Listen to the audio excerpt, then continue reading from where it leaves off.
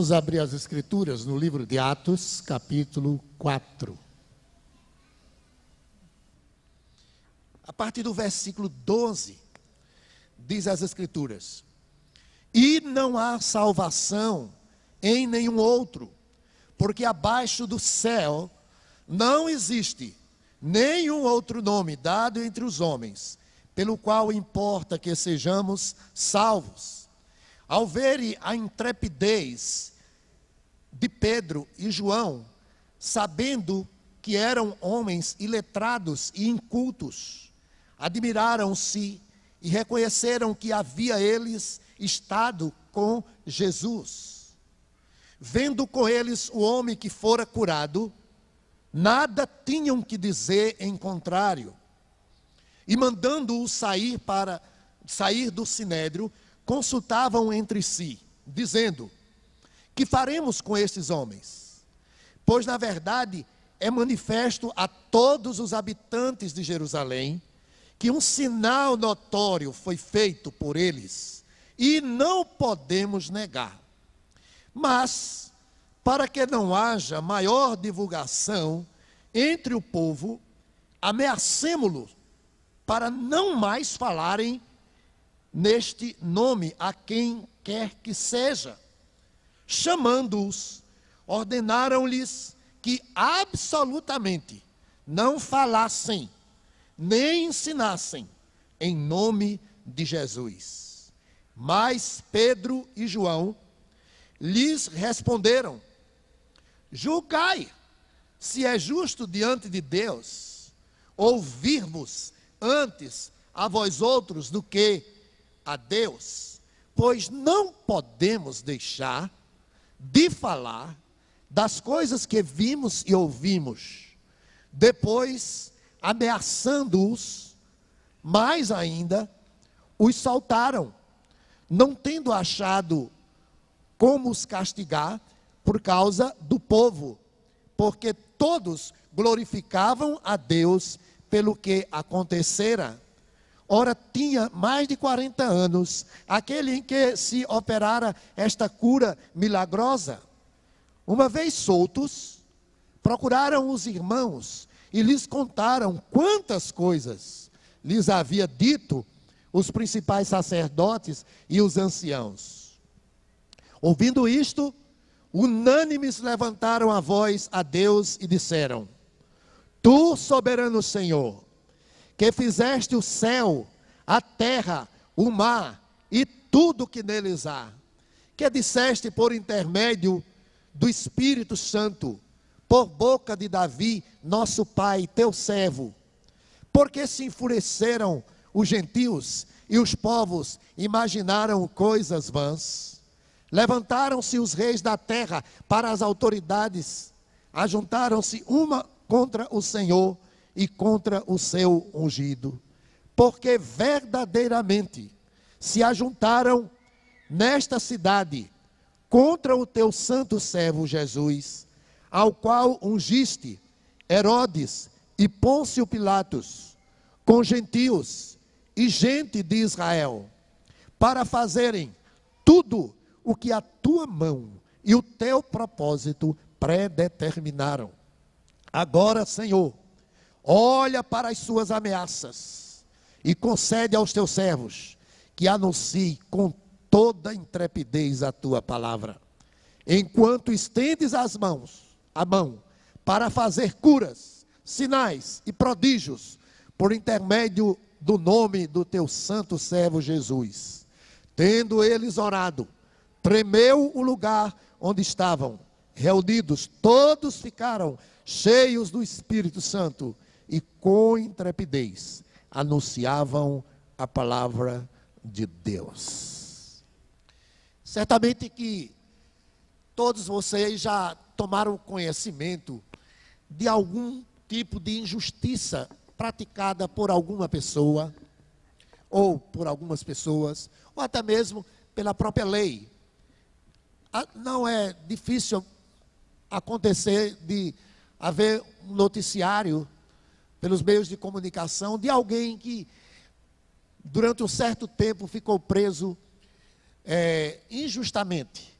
E isso causa um transtorno muito grande, uma humilhação para a pessoa, para a sua família. A palavra do Senhor fala daquele que foi mais injustiçado, o Senhor Jesus Cristo. Diz as Escrituras que ele foi preso, crucificado, ao lado de dois malfeitores. Um dos malfeitores, né, dizia ao outro, né, que estava zombando do Senhor Jesus Cristo naquele momento, disse a ele: tu nem ao menos temes a Deus? Nós estamos aqui por causa dos nossos atos. Ou seja, ele reconhecia que era merecedor do castigo, eles tinham quebrado a lei. Mas o Senhor Jesus Cristo disse àquele malfeitor: este não fez mal algum. Então, Jesus sofreu injustiça, e os cristãos, de uma certa forma, na história da igreja, sofreram muitas injustiças.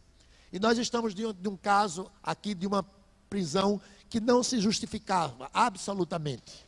A prisão dos apóstolos Pedro e João, porque foram presos, porque estavam anunciando a Jesus Cristo como o único Senhor e Salvador. E aqueles homens ali ouviram da boca de Pedro que não existe salvação em nenhum outro. É o verso 12, esse verso é tremendo. Não há salvação em nenhum outro, porque abaixo do céu não existe nenhum outro nome dado entre os homens pelo qual importa que sejamos salvos. Nós devemos ter muita gratidão a Deus pela pessoa de Jesus.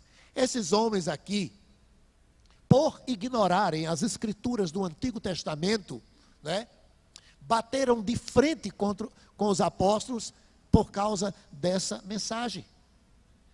Ignorância total, embora eles conheciam as páginas do Antigo Testamento, elas estão recheadas da pessoa e obra de Cristo. Jesus disse em João 5,39: examinais as Escrituras, porque julgais ter nelas a vida eterna, e são elas que de mim testificam. E por ignorar a verdade da palavra de Deus, foi que eles ignoraram a mensagem de Pedro e João, que somente por Jesus há salvação. Por que é que muitas pessoas estão enganadas no que diz respeito à sua fé? Porque não estão cuidando de examinar conforme as Escrituras. As Escrituras do Antigo Testamento, nessa época aqui em que estou lendo esse texto, no contexto desse texto, não estava escrito ainda o Novo Testamento, que acabei de ler com vocês. Apenas o Antigo Testamento. E o Antigo Testamento começa a falar de Jesus desde o princípio da criação. Ele está presente ali na criação, quando o Senhor disse: façamos o homem à sua imagem e semelhança. Veja, façamos. A Trindade estava presente na criação, Deus Pai, Deus Filho, Deus Espírito Santo.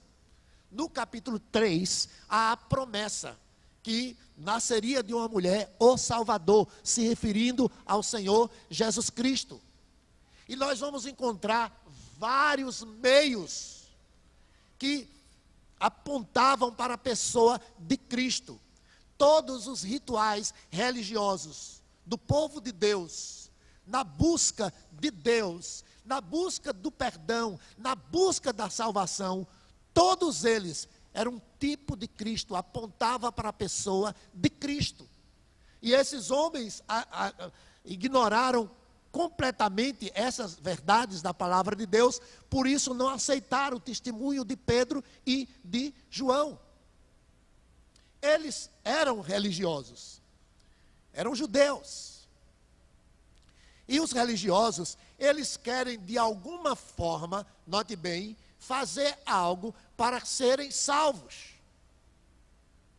Eles criam que poderiam conseguir a graça, o favor de Deus por meio de suas obras, a salvação. Nunca as Escrituras ensinaram isto. tudo no Antigo Testamento que diz respeito à salvação do pecador apontava para Cristo. Mas eles não o receberam, não receberam ao Senhor Jesus, rejeitaram a Ele, rejeitaram a mensagem dele como sendo o único, em nenhum outro há salvação. Eles não creram, eles repeliram essa mensagem, porque isso bate de frente com a soberba e orgulho natural do ser humano, que quer de alguma forma contribuir para a sua salvação.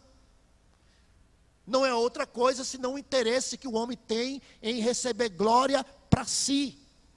Eles criam que poderiam fazer uma escada, né, cujos degraus chegassem até o céu. Um desses degraus era as obras, era a guarda da lei. Eles queriam se justificar diante de Deus fazendo isso, fazendo aquilo. Isso é uma mensagem, ou seja, antropocêntrica, o homem no centro, o homem participando.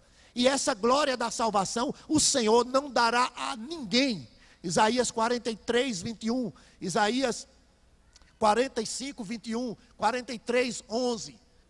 Há uma grande diferença entre cristianismo verdadeiro e religião.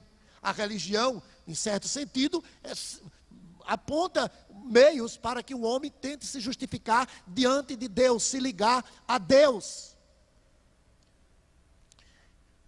O cristianismo verdadeiro é Deus em Cristo Jesus, trazendo, reconciliando o homem com Ele.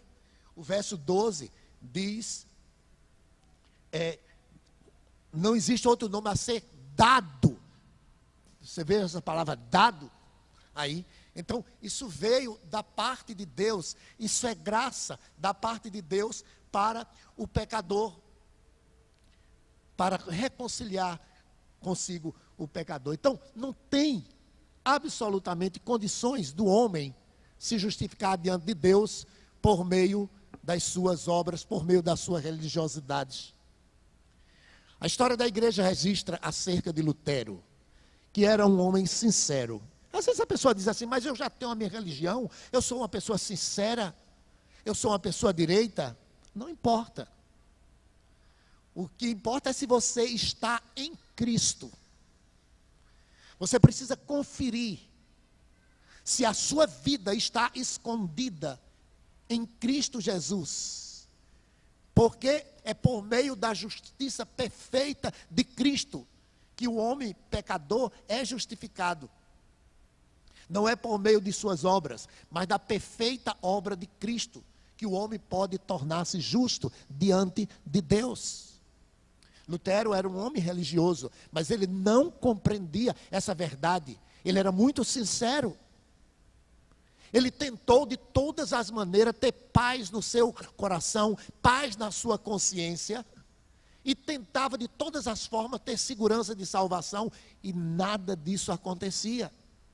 Ele chegava a orar 6 horas por dia, de joelho, confessando seus pecados a Deus, em atitude de penitência, de jejum, até que ele pôs os olhos nas Escrituras, em especial no livro de Romanos. Quando ele leu lá em Romanos 1, versículo 16, né? Não me envergonho do Evangelho, porque é o poder de Deus para a salvação de todo aquele que crê. Quando ele leu lá em Romanos 1, que o justo viverá da fé. Quando ele leu lá em Romanos 5, justificados, pois, pela fé, tenhamos paz com Deus, por meio do nosso Senhor e Salvador, Jesus Cristo. Somente quando o Espírito Santo lhe mostrou essa verdade claramente, foi que ele conseguiu ter paz em seu coração. Então, em nenhum outro há salvação, só Jesus. No Antigo Testamento, Deus anunciou a destruição da raça humana na época de Noé, por conta da maldade crescente no mundo inteiro. A Bíblia diz que era mal de contínuo o coração dos homens, e o cálice da ira de Deus se encheu, e ele decidiu destruir a terra por meio de um dilúvio. Mas ele ordenou a Noé a construção de uma arca onde haveria livramento, haveria salvação. Só existia uma arca. Assim como só existia uma arca de livramento e de salvação, da mesma forma, somente por meio do Senhor Jesus Cristo é que o homem pode ser salvo. Somente Jesus e ninguém mais. Em Timóteo, 1 Timóteo, você pode abrir lá, 1 Timóteo,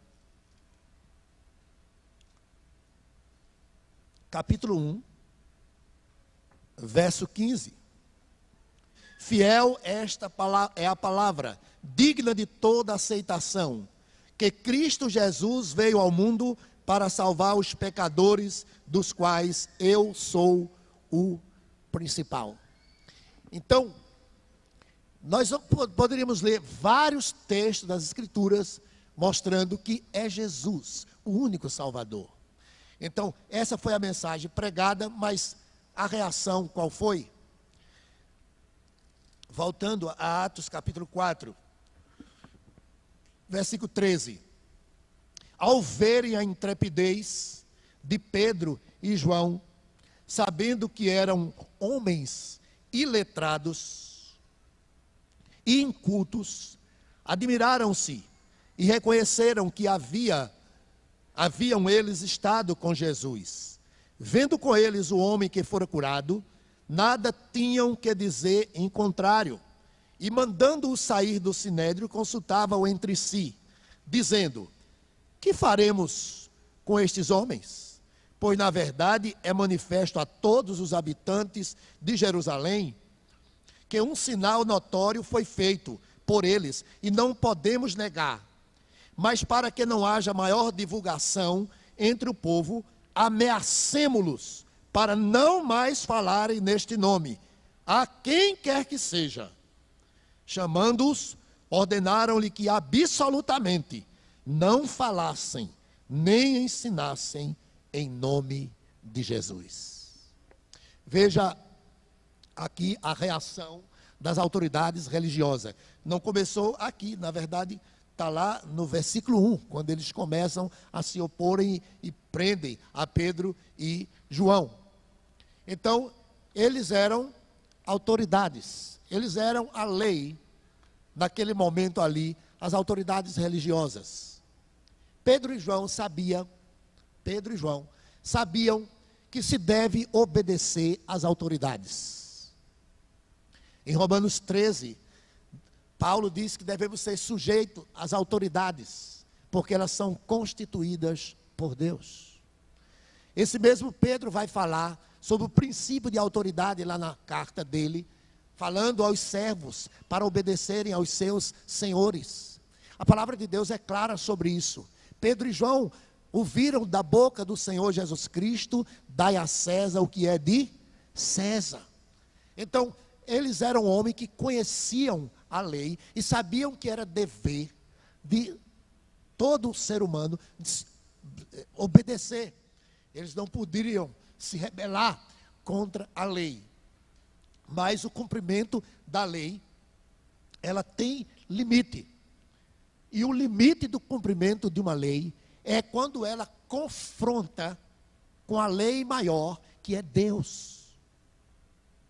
Então, se a lei nos ordena, nos obriga a fazer qualquer coisa que não esteja em harmonia com o princípio da palavra de Deus, o que deve prevalecer é a palavra de Deus. Nesse país, né, nós estamos vendo algumas leis sendo aprovadas, outras estão tramitando para aprovação, que batem de frente com a verdade das Escrituras. Eu mesmo tenho feito alguma denúncia sobre isso. Por exemplo, a lei do aborto. Eu não estou falando de aborto espontâneo, mas de aborto premeditado.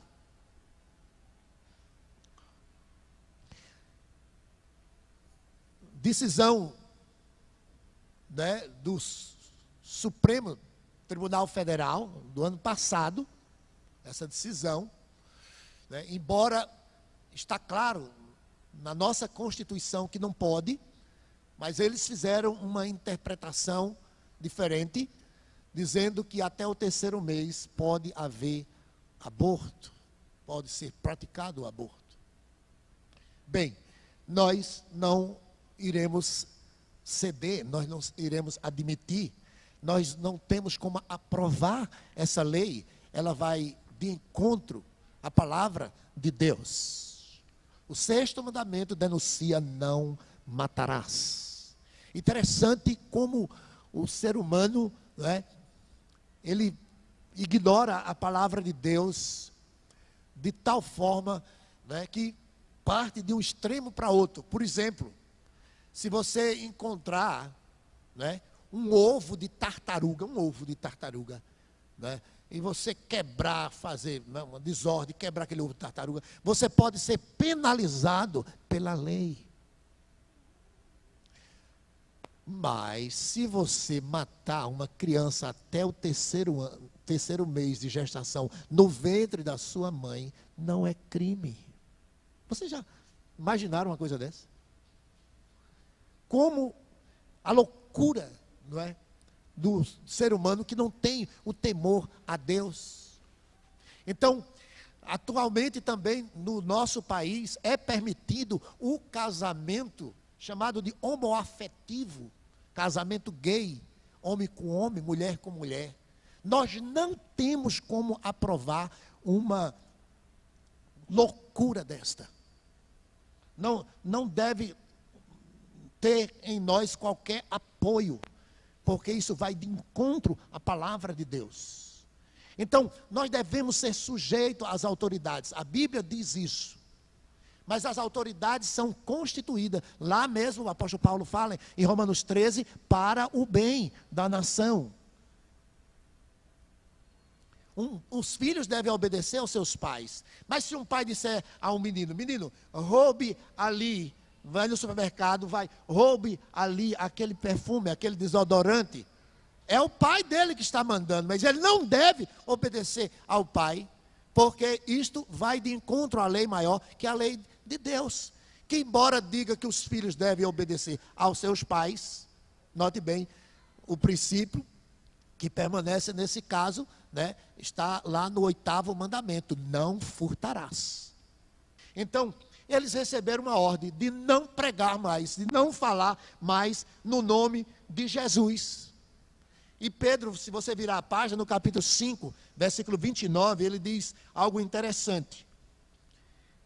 Atos 5, 29. Então Pedro e os demais apóstolos afirmaram: antes importa obedecer a Deus do que aos homens. Então o que deve prevalecer é a vontade de Deus. Nas páginas do Antigo Testamento nós temos o exemplo de desobediência civil de acordo com a palavra de Deus. Daniel, os 3 amigos de Daniel, havia um decreto, havia uma ordem, havia uma lei para que as pessoas se dobrassem diante da estátua de Nabucodonosor, capítulo 3 do livro de Daniel.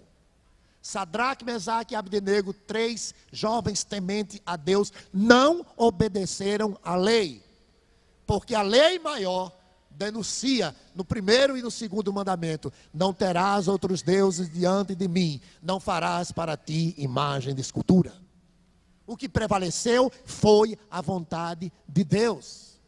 Daniel foi proibido de orar ao Senhor, mas ele não obedeceu essa lei humana, essa lei civil, porque ele sabia que deveria buscar ao Senhor. Hoje pela manhã, no momento de intercessão, esse texto foi lido, e como Deus abençoou aquele servo dele que foi fiel, mesmo a ponto de colocar em risco a sua vida. Então, voltando a Atos capítulo 4, nós encontramos esse exemplo aqui de Pedro e João, quando eles recebem a ordenança para não pregarem mais, para não anunciarem mais o nome de Jesus. O que responde Pedro? 19.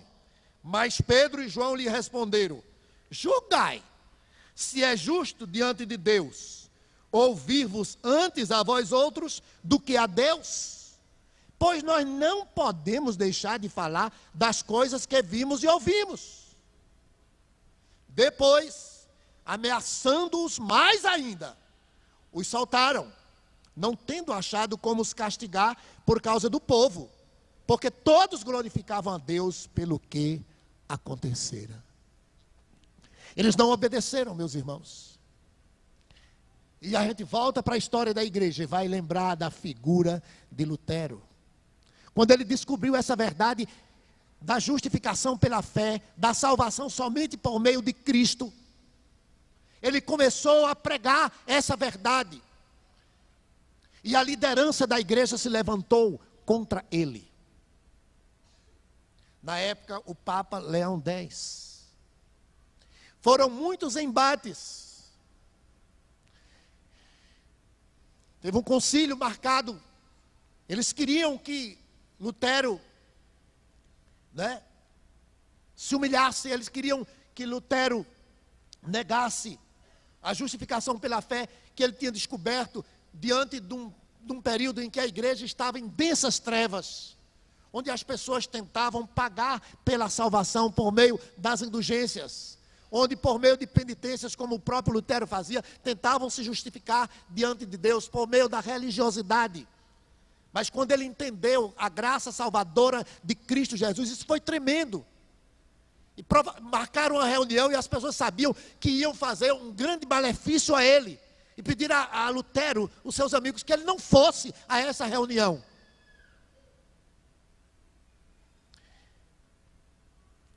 Ele disse: eu vou. Ainda que lá em Worms haja tantos demônios como telhas no telhado, eu vou.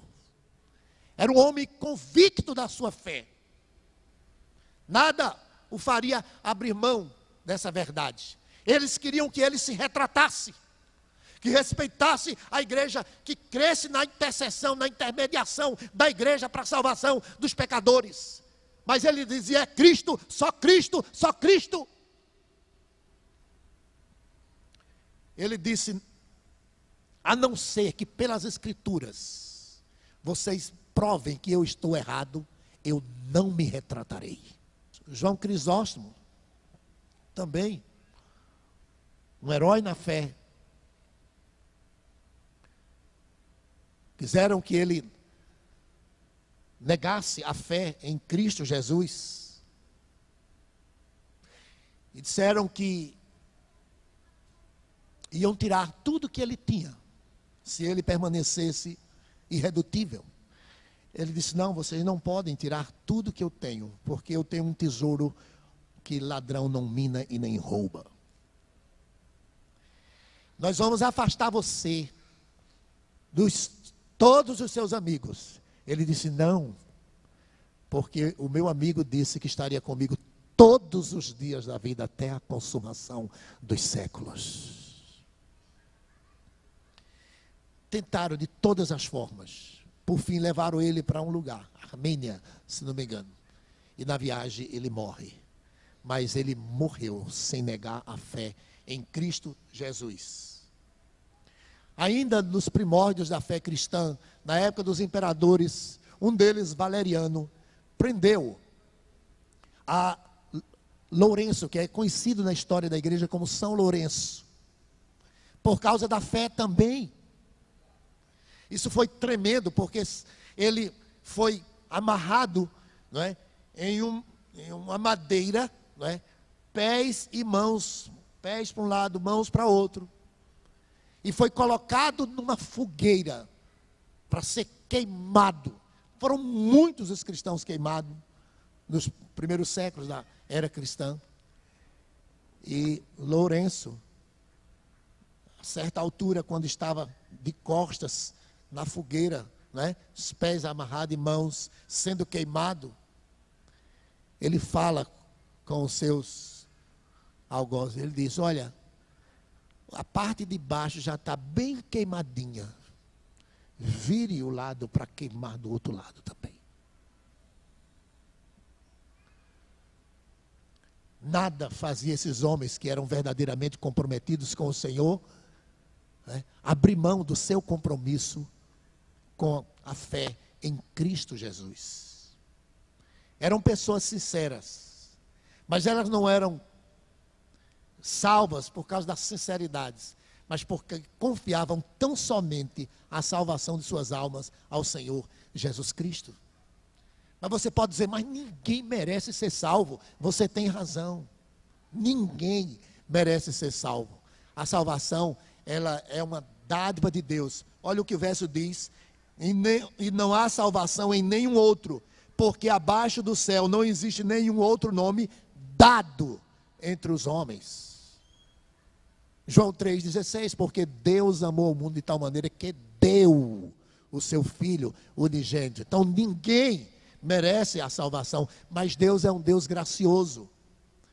Embora santo e justo e soberano, que se ira contra o pecado, Ele ama pecadores, e porque ama pecadores, enviou o seu Filho, como diz Paulo em Romanos 5,8.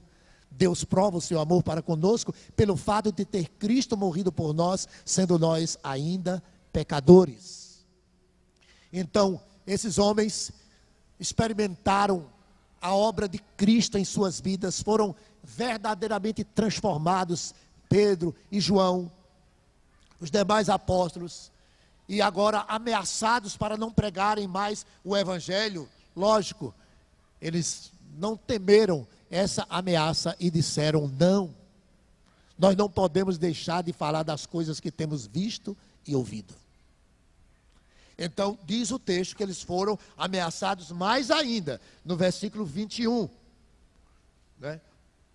Depois, ameaçando-os mais ainda, para que eles não falassem, eles queriam prender, queriam castigar, mas não fizeram naquele momento. Por quê? Por causa do povo. O povo estava admirado com aquele milagre que acontecera e com a mensagem que Pedro tinha pregado. A Bíblia diz que quase cerca de 5.000 pessoas abraçaram a fé naquele momento. Então eles ficaram com receio de desagradar a multidão, os líderes religiosos. Então ficaram apenas na ameaça. Mas essa ameaça não teve qualquer valor. Veja o que a Bíblia diz em seguida. Versículo 23. Uma vez soltos, procuravam os irmãos e lhes contaram quantas coisas lhe haviam dito os principais sacerdotes e os anciãos. Ouvindo isto, unânimes levantaram a voz a Deus e disseram: Tu, soberano Senhor, que fizeste o céu, a terra, o mar e tudo que neles há. Até aí. Então,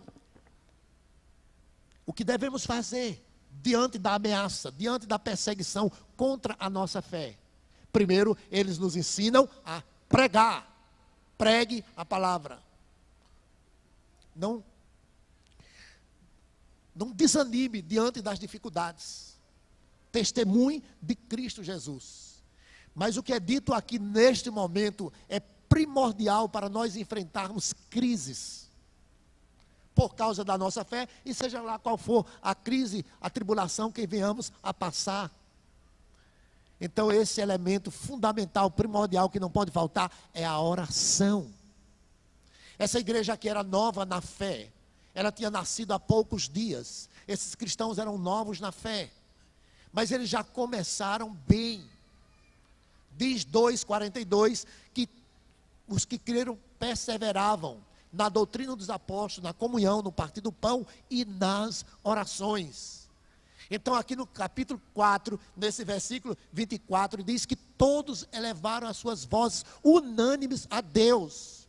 Como enfrentarmos dificuldades, como enfrentarmos crise, como enfrentarmos perseguição, nos unindo em oração, jamais nos isolando. E colocando diante de Deus o problema, diante de Deus a dificuldade. Eles fizeram isso, meus irmãos, não com tristeza. Eles começaram bendizendo o Senhor. Tu, soberano Senhor. É isso que Tiago vai dizer Abra sua Bíblia no capítulo 1 de Tiago, como devemos enfrentar as dificuldades. Tiago, capítulo 1. Eu lerei o verso 2 e o verso 12 também.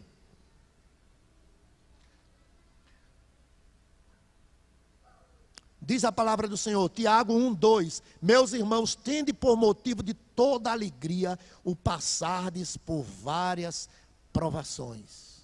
Veja que coisa. Tende por motivo de alegria o passardes por várias provações. O versículo 12 diz, bem-aventurado o homem que suporta com perseverança a provação, porque depois de ter sido aprovado, receberá a coroa da vida, a qual o Senhor prometeu aos que o amam. Então a primeira coisa que ele diz, Tiago, diante das dificuldades, nós devemos nos alegrar. Por quê? Porque o teste, entendeu? O teste serve para fortalecer a nossa fé. Olha o versículo 3. Sabendo que a aprovação da vossa fé, uma vez confirmada, produz o quê? Perseverança. Ora, a perseverança deve ter ação completa para que sejais perfeitos e íntegros, em nada deficientes. Veja que benefício extraordinário pode se tirar da aprovação, quando a nossa vida é testada. É um teste valioso, o teste da fé. Porque ela fortalece-nos para perseverarmos. E aqui o versículo 12, isso redunda em galardões, não é? Bem-aventurado, feliz o homem que suporta com perseverança, porque depois receberá a coroa. Lembra de Jesus no Sermão do Monte? Ele disse, bem-aventurados sois vós quando vos perseguirem. Ele diz, alegrai-vos, exultai, porque é grande o vosso galardão nos céus. Então, esses homens aqui, diante das ameaças, diante do sofrimento, diante das perseguições, o que fizeram? Levantaram as vozes a Deus em atitude de louvor e de adoração. Eles não pediram a Deus para livrá-los. Você vê aqui eles pedindo, Senhor, nos livra dessa ameaça, nos livra dessa perseguição, nos livra dessas pessoas que estão querendo fazer mal contra nós. Não. Eles não pediram. O que é que eles pediram? Eles estavam sendo perseguidos por causa da pregação. Olha o que eles pediram. Versículo 29. Agora, Senhor, olha para as suas ameaças e concede aos teus servos que anunciem com toda intrepidez a tua palavra.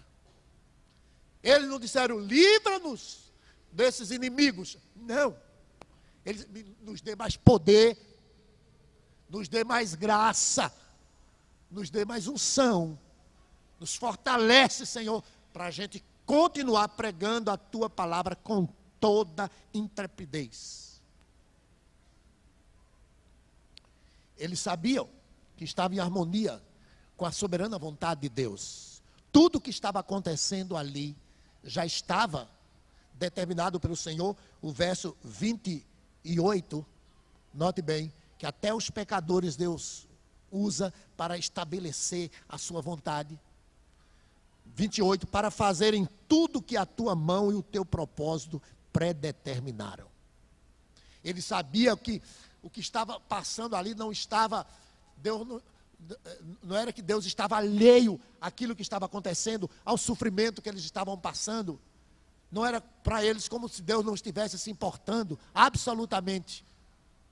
Como diz o hino, não se te dá que morramos, pode assim dormir. Não! Tudo aquilo estava de acordo com os decretos divinos. Então, eles estavam alegres, porque estavam sofrendo por amor a Cristo. Mas eles não descuidavam de orar. Então é necessário, se você está passando um momento difícil na sua vida, um momento de crise, seja de perseguição por causa da sua fé, porque você será perseguido por causa da sua fé. Mas não desanime. Jesus disse, não se envergonhe de mim diante dos homens. Vá a Ele em oração. Peça a graça do Senhor, força, para que você possa enfrentar a dificuldade. E encerrando, meus irmãos, diz o texto, Eles pedem ao Senhor, versículo 30 e 31. Enquanto estendes as mãos para fazer curas, sinais e prodígios por intermédio do nome do teu santo servo Jesus, tendo eles orado, tremeu o lugar onde estavam reunidos e todos ficaram cheios do Espírito Santo e com intrepidez anunciavam a palavra de Deus. Como reagir diante das ameaças? Como reagir diante das dificuldades? Pregando a palavra de Deus, se unindo como igreja de Cristo em oração, se alegrando, como diz Tiago, alegrai-vos por passardes por muitas tribulações. E aqui eles pedem ao Senhor que manifeste poder, opere sinais para autenticar a mensagem que eles pregavam. Já tenho dito aqui desde o capítulo 2, que esses prodígios, esses sinais, essas maravilhas, eram para autenticar a mensagem. Isso não permanece dessa forma aqui, absolutamente. Vai para as cartas de Paulo, quase você não vai ver falar de curas, de prodígios, de milagres, não vai. Aliás, ele passa pelas igrejas e muitas delas ele deixa os crentes lá doentes. Fulano eu deixei doente lá, não sei, crânio eu deixei doente. Então, esses sinais, esses prodígios, esses sinais, eram sinais apostólicos para autenticar a mensagem de Cristo. Ainda hoje Jesus cura, ainda hoje Jesus faz milagre, atendendo a oração que ele bem quiser atender segundo a sua vontade. Mas eles pedem aqui esses milagres, eles pedem aqui esses sinais para que a mensagem fosse autenticada, a mensagem da salvação. E diz a palavra de Deus que chegou até mesmo a tremer o lugar onde eles estavam, parecendo como que no dia de Pentecostes foram novamente cheios do Espírito Santo. Não foi um novo Pentecostes, não foi um novo batismo. Eles foram renovados, eles foram cheios do poder de Deus. Houve um tremendo avivamento, houve um tremendo despertamento ali, e os fortaleceu para continuarem testemunhando de Cristo. Só Jesus, em nenhum outro há salvação. E Ele, Cristo, meus amados irmãos, é o autor dessa mensagem, é o autor da nossa salvação. Ele também foi perseguido. Ninguém foi mais perseguido que ele. Desde o primeiro dia do seu ministério até o final. Ele enfrentou a oposição, principalmente dos religiosos. Não imagine que quem vai tentar perseguir você no caminho de Cristo sejam desconhecidos, seja o governo, pode vir alguma coisa, mas principalmente aqueles que nós mais amamos, mas que não têm uma fé em harmonia com a palavra de Deus, estão apegados às suas tradições, vai querer lhe demover da sua decisão de seguir firmemente a Jesus. Olhe para Cristo. Ele também sofreu oposição dos religiosos, mas em troca de toda a alegria que estava lhe proposto, ele suportou a cruz. Ele não fez caso da ignomínia e do sofrimento, mas hoje ele está assentado à destra do Pai. Então, ele trouxe a mensagem de salvação. Ele também sofreu, ele foi perseguido por causa dessa mensagem. E ele deu exemplo a nós, de oração também. É assim que devemos enfrentar. Foi assim que ele enfrentou. Foi sempre, constantemente, na presença do Pai. Ele é nosso exemplo em tudo. Você, querido visitante que está aqui conosco nessa noite, repito para você, em nenhum outro há salvação.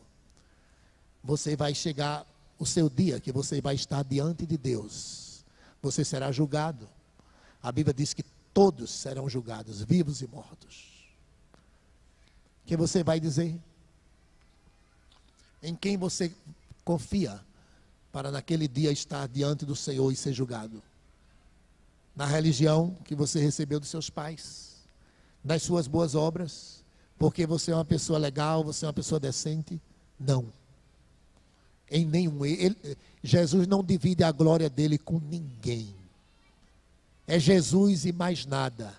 Não é Jesus e sábado, não é Jesus e boas obras, não é Jesus e penitência, não é Jesus e orações, não é Jesus e frequentar a igreja, não é Jesus e ser batizado, não é Jesus e ser membro da igreja, não é Jesus e dar oferta, é Jesus somente.